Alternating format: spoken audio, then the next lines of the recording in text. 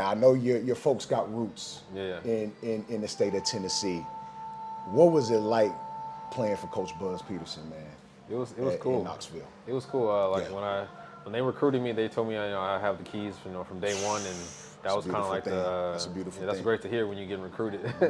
You never know if it's true or not, but you definitely listen. You always think it's a lie, man. Like you just telling me this because you're sitting on my couch right now. Right. Yeah. And just my parents being from there, it was a big thing too. Having family close by, my grandma, aunts and uncles, cousins. My sister was 2 hours away, so if I ever needed anything or needed a home-cooked meal, so that was big. And like I said, playing for Buzz was great. It got me to play my natural position, which was point guard. I played a little of both in high school, but at college I had to be strictly a one, and then I had to learn how to just be a better teammate, I think. Because in high school I was probably the best on my team the last year, but when you go to college, you got guys 6'5", 6'6". Everybody's good, Everybody's way more athletic, and you really got to find your niche, and I think that's what playing at Tennessee helped me do.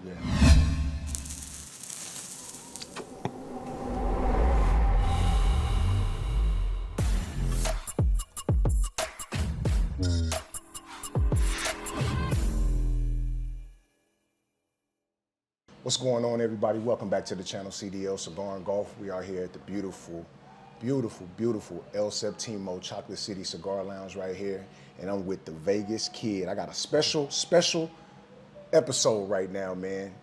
I'm with the Vegas Kid right now, man. 2002 Parade All-American. I mean, standout at the University of Tennessee. I mean, really did his thing in the National Basketball Association and overseas.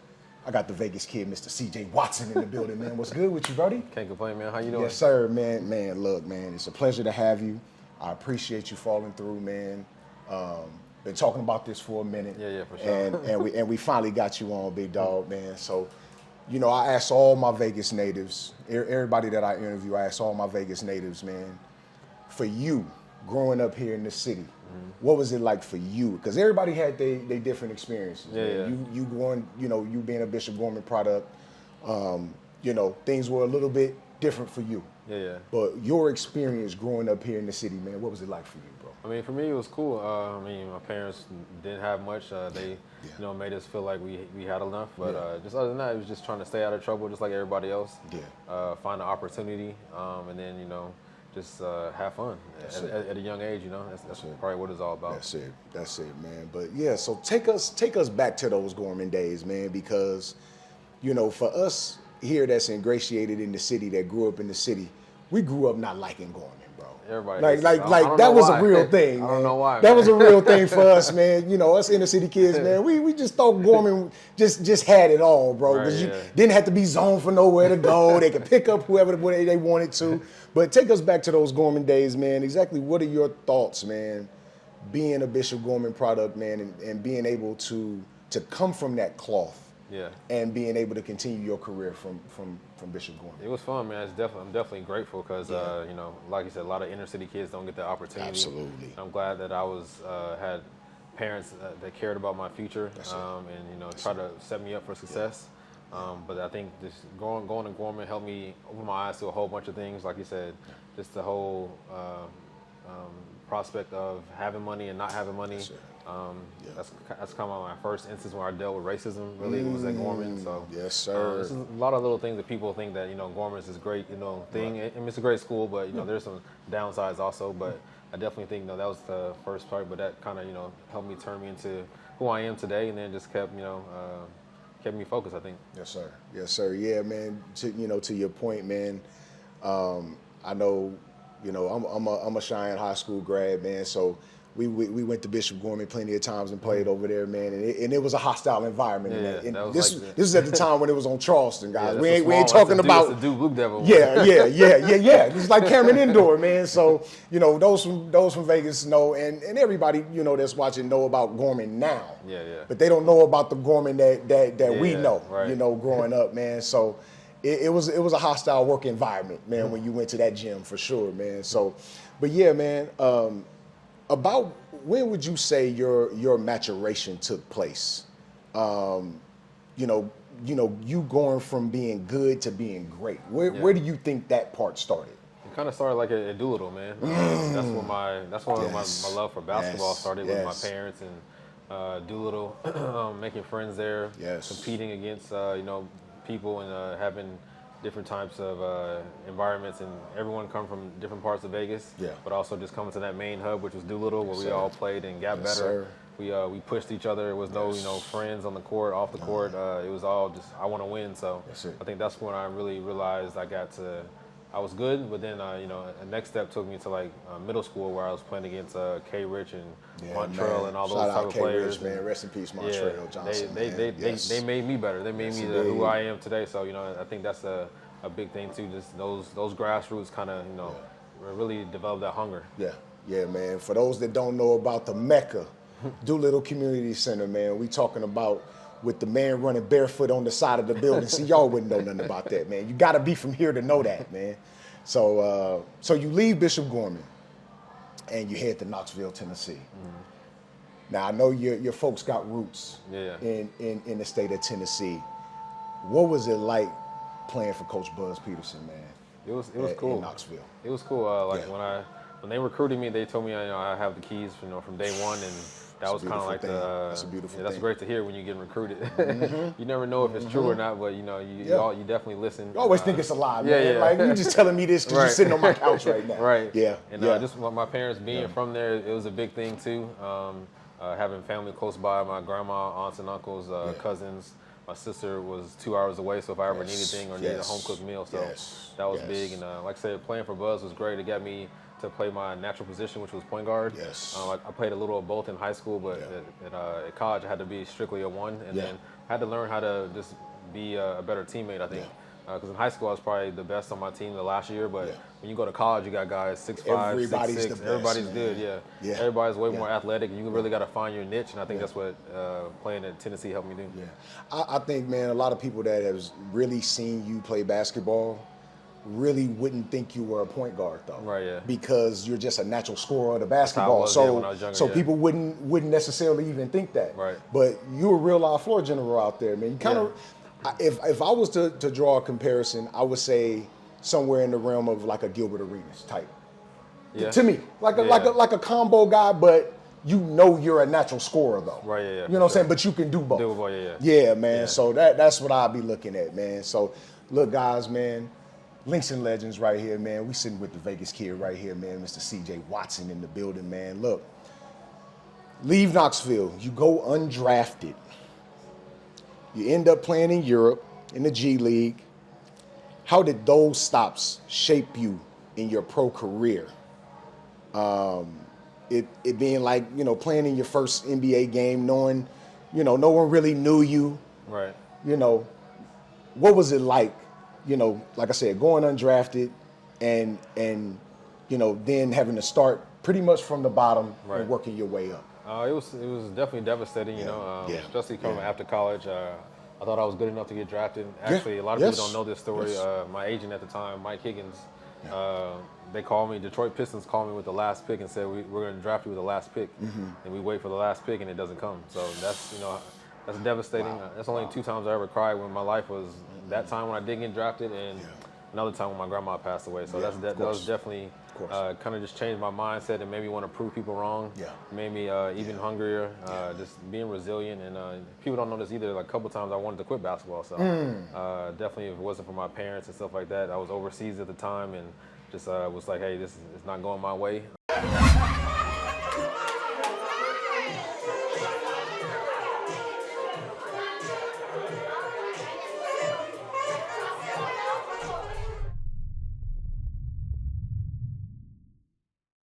I might as well just go back home and get a job and just start over. Wow. So my parents wouldn't let me quit. They talked me out of it several times. So it's definitely, having a great support system around you means, that much more. Absolutely. Help would push you when you want to quit and give up. So. Now going through that, of course, being overseas, being by yourself essentially. Yeah. Like, what was your mind frame? You battle all of this way, doing what you love, and that's playing basketball, being on the hardwood.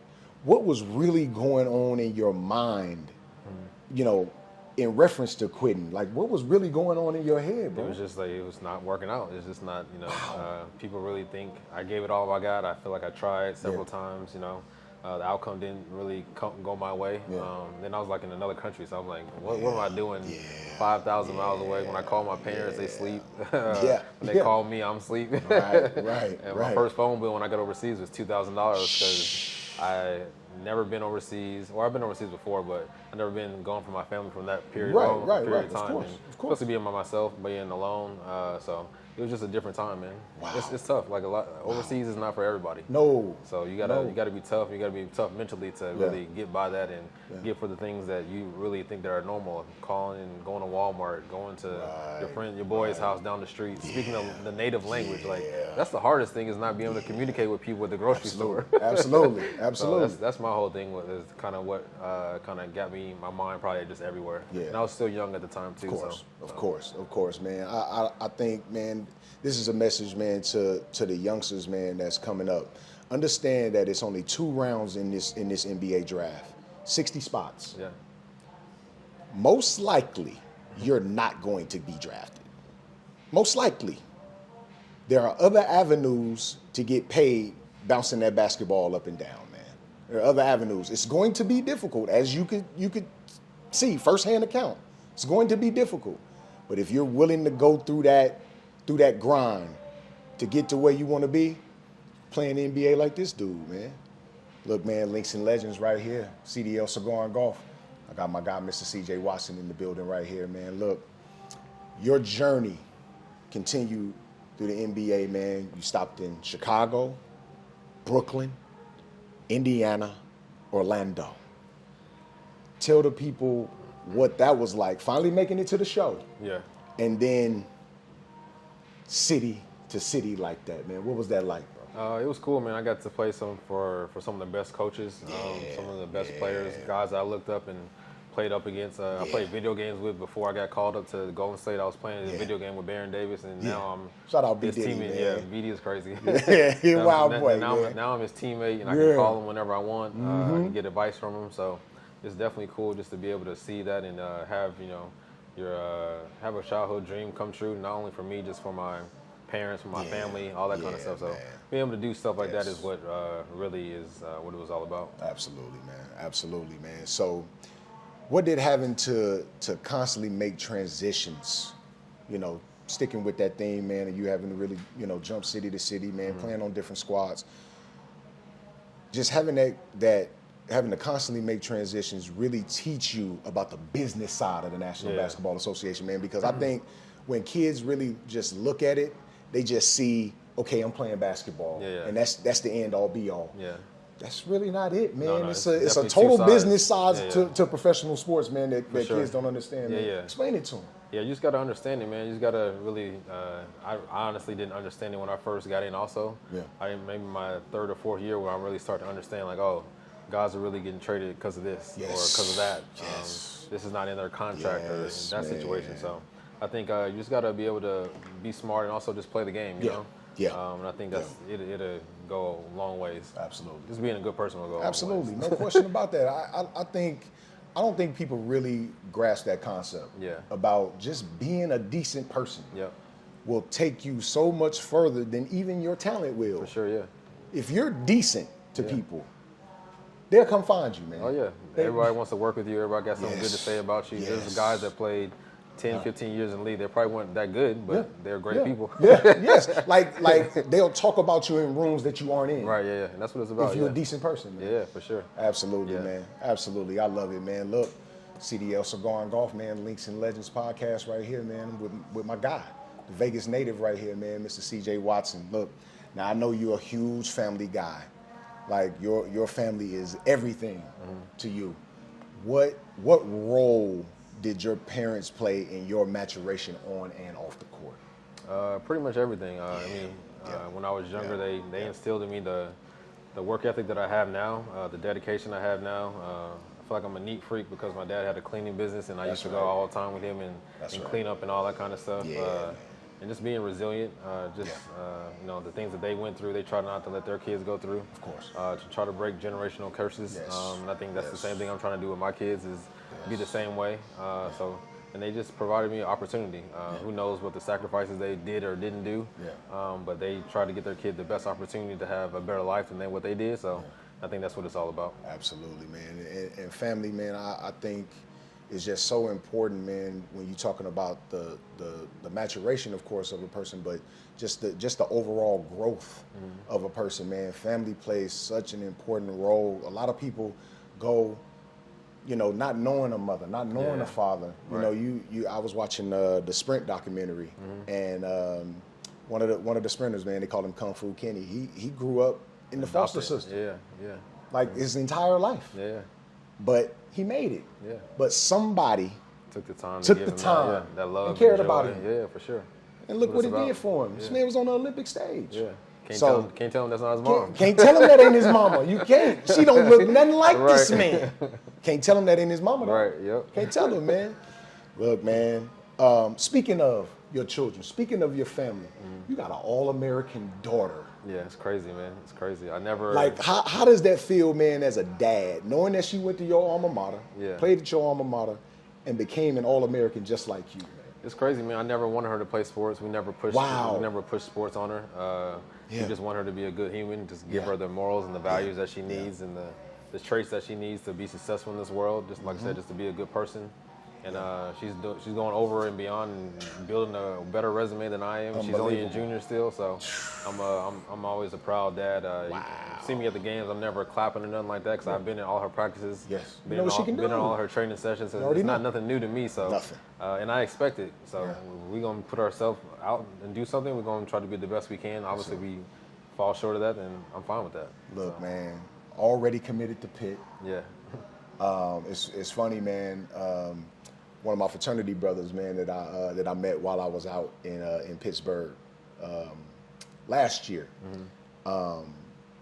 He posted on Facebook about the Pitt volleyball team. Yeah.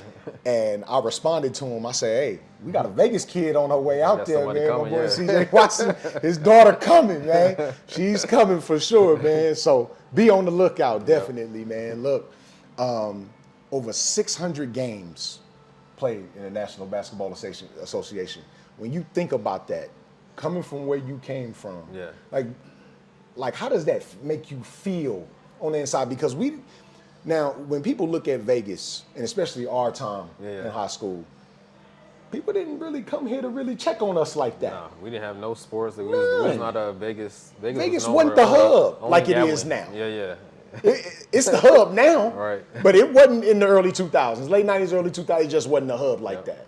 So how does that make you feel looking back on that, knowing that you grinded your way over 600 NBA games played to, retired now, family, and you're able to now look at your daughter and say, I think I did something all right. Yeah, I mean, it's a great feeling, man. Like I said, I never thought about it. I never dreamed about playing in the NBA. It was never like a passion. I didn't start playing basketball for that. Yeah. Only played basketball, like I said, to stay out of trouble and then to try to help my parents on the financial side just to get a scholarship to college. But it feels great, man. And I'm always looking back at it and it feels like it was just yesterday, but obviously it feels like it's a long time ago. But definitely thankful and grateful for the people I got to meet and see and places I got to visit, all because of just bouncing the ball. So it's crazy that. Look, man, y'all know what it is, man. CDL Cigar and Golf, we out here. Smoking Bullet Cigars. Man, you see Vegas in the background, man. Allegiant Stadium. You looking down the whole strip right now, man. This is our city, man. CDL Cigar and Golf, Smoking Bullet Cigars. What more do you want? It's nothing else you can want, man. Let's get it.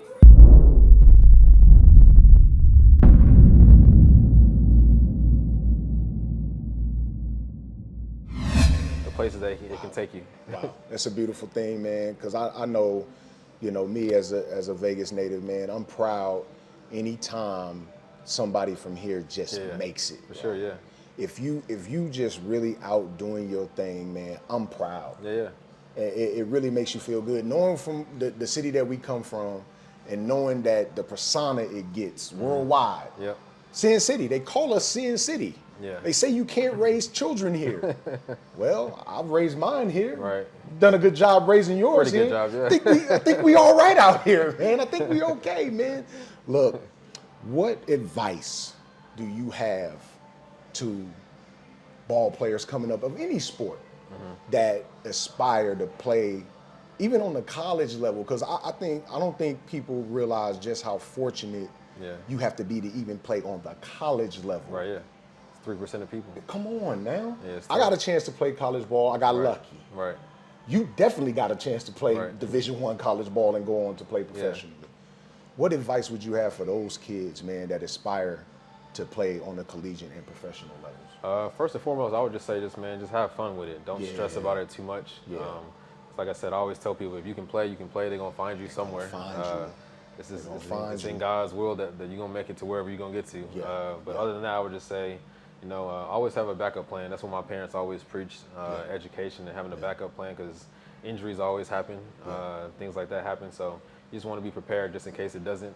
And then after that, just be resilient. And then, because you're going to hear a lot of no's, you might get cut a lot. I got cut plenty of times. So, those are the words you're going to get used to hearing, but you can't just give up. That's right. Don't give up, just have fun, man. You'll get there if it's meant to be to get there. Absolutely. Yeah. Absolutely. Look, man, Links and Legends, man, CDL Cigar and Golf right here, man. I'm with the Vegas kid, Mr. CJ Watson in the building. Look, man, we got an assortment of books here that I think needs to be discussed. What was going on in your head when you when you said to yourself, I want to put out a series of children's books? I tell this story all the time. I was honestly sitting on the couch in my house. I said, how can I continue to be an inspiration? Obviously, people think you're only an inspiration when you play in the NBA, but I want to still be an inspiration, but also tell my story. So I said, how can younger kids do that? And I said, reading a book, everybody needs to read. So I didn't know any authors at the time, except for one of my coaches, Coach Dunn. And I went to him, asked him for some advice, and then that's how we ended up with the first one. Yes, CJ's man. Big Dream. CJ's Big Dream, man. I remember when you debuted this one on Facebook right here. It's the one I remember for sure, man. Like talk about like what went into it, like the process of creating not just the one, but now the series. Yeah. It was just a whole 6-month process, man. This one took 6 months, and then after that one finished, I was like, I still got some more stories to tell. So I said, let's do it. So I kept going. The process wasn't super intricate, but it was just something that meant to me. I always had these stories already in my head. I just needed to get them to pen and paper. So and then finding an illustrator was not too tough. I had a budget I wanted to work with. Let's go to Instagram and find somebody. That's how I found my illustrator. Wow. I said he needs to look somewhat like me, so hopefully it looks like me. That's right. And I just just wanted dark season. Right, I just wanted to be a representation for our young kids, because I know our young boys and girls need that inspiration to see themselves and see that they can be successful, they can make it. And it doesn't matter what environment you come from. Absolutely. There's always ways that somebody that can help or wants to help you. Absolutely. So I think that's the biggest key. Wow, man. Look, I know the city as a whole is proud of what you've done, what you've been able to do, and what you continue to do, especially now through your foundation. Talk about the Quiet Storm. Yeah, it was just my parents are super giving. We always did homeless giveaways, go feed the homeless, go to nursing homes and visit the elderly. So I've been doing that since I was little with my parents. So 2009, my mom was like, let's start a foundation, let's give back. Let's help the community that you helped, that helped build you and also supported you throughout. So that's what we decided to do. We got 3 programs we do each year. We got a free basketball camp in July. We got an out-of-school program during the year, it's the school year, and then we got a Black History Essay Contest. So we're just trying to do things and give people resources and chances, like I said, just to be successful. When I started the Black History Essay Contest, we fly them to whatever city I'm in, free limo, free plane tickets, hotel, and just giving the kids something I personally didn't get, because Vegas had never had an NBA team. So before I played in the NBA, I didn't go to any games. My parents couldn't afford it, and we didn't have a team. So I think that's some super cool that kids get to be able to chance to do, and just get a chance to be celebrated. Yeah, look, man. If you want the epitome of number one, giving back and boots on the ground, look no further than CJ Watson right here, man. Look, some last words, man. I know you kind of gave some inspirational words earlier to athletes, but just anybody now that's that just doesn't have the motivation. They have an idea, they want to do something, but the motivation just isn't there for them. What does CJ Watson say to those people? Just find your passion. Even with these books, I kept going on the fence. Like, should I do it? Should I not do it? How much it's going to cost? Is it going to take too much time? Right.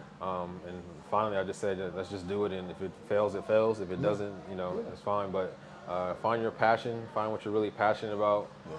Put your heart into it, because once you put your heart into it, I mean, remember, we only live once, so we can't come back no more and try it again. Now. So Ain't gonna happen. might as well just try it and see if it works. And like I said, if it doesn't, go to the next thing. We got plenty of ideas, man. We just gotta put them to paper. Yeah, I'm loving it, man. I'm loving it. Look, Mr. CJ Watson in the building right here, man. The Vegas kid, man. Look, throw all your socials out there, man. Let the people know where you at and what you continue to do, where you gonna be. Any upcoming events, let the people know, man. Instagram and Twitter, QuietStorm_32. Yes, indeed. Facebook, I don't know what that is. But yeah, you want to go to the foundation for the programs, QuietStormFoundation.org. If you want to buy the book, cjpens.com. That's about it, man. Yeah, man.